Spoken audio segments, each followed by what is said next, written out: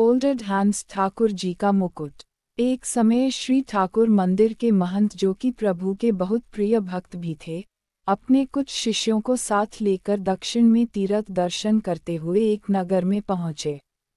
संध्या का समय था। मार्ग में बहुत ही रमणीय उपवन देख महंत जी का मन हुआ यही कुछ देर विश्राम कर भोजन प्रसाद बनाकर हरिनाम संकीर्तन किया जाए। संयोग से वह स्थान एक वेश्या का था।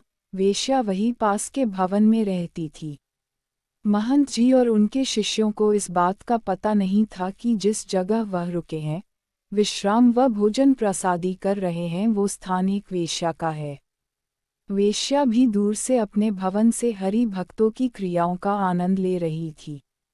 द्वार पर बहुत सुंदर सुंदर श्वेत वस्त्र धारण किए हुए अपने साथ अपने ठाकुर जी को भी लाए।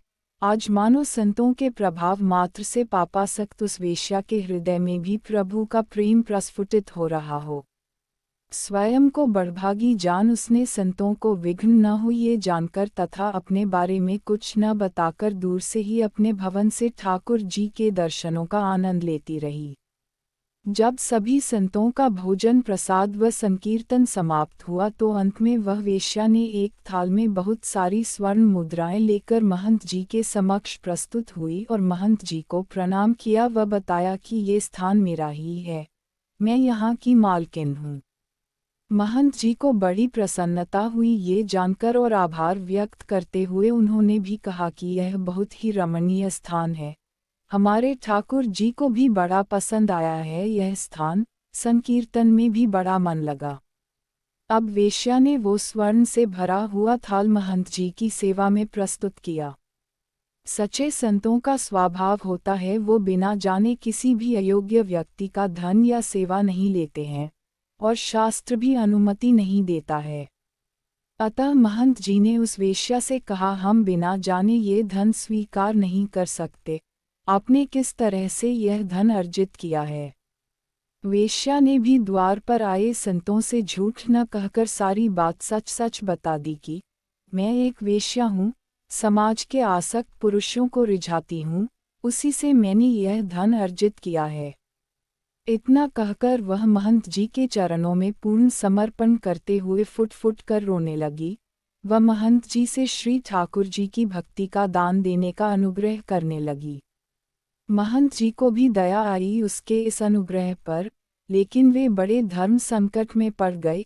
यदि वेश्या का धन स्वीकार किया तो धर्म की हानि होगी और यदि शरण में आए हुए को स्वीकारा नहीं, मार्ग नहीं दिखाया तो भी संत धर्म की हानि।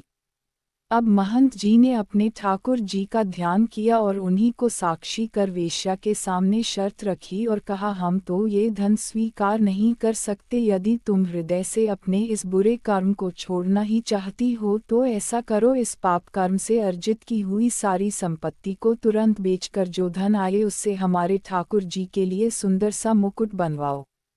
यदि हमारे प्रभु वह मुकुट स्वीकार कर ले तो समझ लेना उन्होंने तुम्हें माफ करके अपनी कृपा प्रदान की है। वेश्या का मन तो पहले ही निर्मल हो चुका था। महंत जी की आज्ञा शिरोधार्य कर तुरंत ही संपूर्ण संपत्ति बेचकर उसने ठाकुर जी के लिए 3 लाख रुपये का सुंदर मुकुट बनवाया। कुछ ही दिनों में वेश्या ने मुकुट बनवाकर अपने नगर से महंत जी के साथ ठाकुर जी मंदिर के लिए प्रस्थान किया। मंदिर पहुंचते ही जब यह बात समस्त ग्रामवासियों और मंदिर के पुजारियों को पता चली कि अब वेश्या के धन से अर्जित मुकुट ठाकुर जी धारण करेंगे तो सभी अपना अपना रोष व्यक्त करने लगे और महंत जी और उस वेश्या का मजाक उड़ाने लगे। महंत जी सिद्ध पुरुष थे और ठाकुर जी के सर्वविदित प्रेमी भक्त भी थे, तो किसी ने उनका विरोध करने की चेष्टा नहीं की। अब देखिए, जैसे ही वो वेश्या मंदिर में प्रवेश करने लगी, द्वार तक पहुंची ही थी कि पूर्व का पाप बीच में आ गया।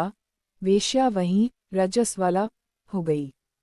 माथा पीट लिया अपना, फुट फुट कर रोने लगी, मूर्छित होके भूमि पे गिर पड़ी। हाय महाडक, संत की कृपा हुई, ठाकुर जी का अनुग्रह प्राप्त होने ही वाला था कि रजस्वला हो गई, मंदिर में जाने लायक ही न रही। सब लोग हंसी उड़ाने लगे, पुजारी भी महंत जी को कोसने लगे। अब महंत जी भी क्या करते, उन्होंने वेश्या के हाथ से मुकुट लेकर स्वयं ठाकुर जी के गर्भगृह प्रवेश कर श्री ठाकुर जी को मुकुट पहनाने लगे। इधर महंत जी बार बार मुकुट प्रभु के मस्तक पर धराए और ठाकुर जी धारण ही ना करें, मुकुट बार बार ठाकुर जी के मस्तक से गिर जाए। अब तो महंत जी भी निराश हो गए, सोचने लगे हमसे ही बहुत बड़ा अपराध हुआ है। शायद प्रभु ने उस वेश्या को स्वीकार नहीं किया, इसलिए ठाकुर जी मुकुट धारण नहीं कर रहे हैं।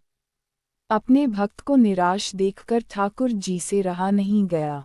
अपने श्री विग्रह से ही बोल पड़े, बाबा आप निराश मत हों, हमने तो उसी दिन उस वेश्या को स्वीकार कर लिया था जिस दिन आपने उसे आश्वासन देकर हमारे लिए मुकुट बनवाने को कहा था। महंत जी ने कहा, प्रभु जब स्वीकार कर ही लिया है तो फिर उस बेचारी का लाया हुआ मुकुट धारण क्यों नहीं कर रहे हैं। ठाकुर बोले, मुकुट तो हम उसी वेश्या के हाथ से धारण करेंगे, इतने प्रेम से लाए हैं तो पहनेंगे भी उसी के हाथ से। उसे तो तू बाहर ही छोड़कर आ गया और खुद मुकुट पहना रहा है मुझको। महंत जी ने कहा, प्रभु जी वो रजस्वला है, वो मंदिर में नहीं प्रवेश कर सकती। अब तो ठाकुर जी जिद करने लगे, इसी समय लाओ हम तो उसी के हाथ से पहनेंगे मुकुट। मंदिर के समस्त पुजारियों ने प्रभु की ये आज्ञा सुन दांतों तले उंगलियां दबा ली, सब विस्मित से हो गए। संपूर्ण मंदिर में हाहाकार मच गया, जिसने सुना वो अचंभित हो गया। ठाकुर जी की आज्ञा को शिरोधार्य कर सैकड़ों लोगों की उपस्थिति में उस वेश्या को सम्मानपूर्वक मंदिर में प्रवेश करवाया गया। अपने हाथों से वेश्या ठाकुर जी को मुकुट धारण कराने लगी, नैनों से अविरल अश्रु की धाराएं बह रही थी। कितनी अद्भुत दशा हुई होगी, जरा सोचो।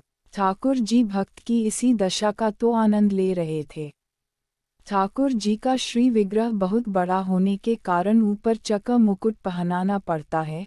भक्त के अश्रु से प्रभु के संपूर्ण मुखारविंद का मानो अभिषेक हो गया। वेश्या के मुख से शब्द नहीं निकल रहे, नयन अविरल अश्रु बहा रहे हैं, अवर्णनीय दशा है। आज ठाकुर जी ने उस प्रेम स्वरूप भेद स्वीकार करने हेतु अपना मस्तक नीचे झुका दिया और मुकुट धारण कर उस वेश्या को वो पद प्रदान किया जिसके लिए बड़े बड़े देवता संत महात्मा हजारों वर्ष तप अनुष्ठान करते हैं पर उन महाप्रभु का अनुग्रह प्राप्त करने में असमर्थ रहते हैं। कोटि कोटि वंदन है ऐसे संत को जो उस अनधिकारी वेश्या पर अनुग्रह कर श्री गोविंद के चरणों का अनुसरण करवाया। वास्तव में प्रभु का ये ही शाश्वत सत्य स्वरूप है। सिर्फ और सिर्फ प्रेम से ही रिझते हैं। लाख जतन कर लो, हजारों नियम कायदे बना लो, परंतु यदि भावपूर्ण भक्ति नहीं है तो सब व्यर्थ है। दीनदयाल करुणा निधान प्रभु तक जब किसी भक्त की करुणा पुकार पहुंचती है तो अपने आप को रोक नहीं पाते और दौड़े चले आते हैं निज भक्त के पास। प्रभु तो स्वयं प्रेम की डोरी में स्वयं बंधने के लिए तत्पर रहते हैं, परंतु उन्हें निश्चल प्रेम में बांधने वाला कोई विरला ही होता है।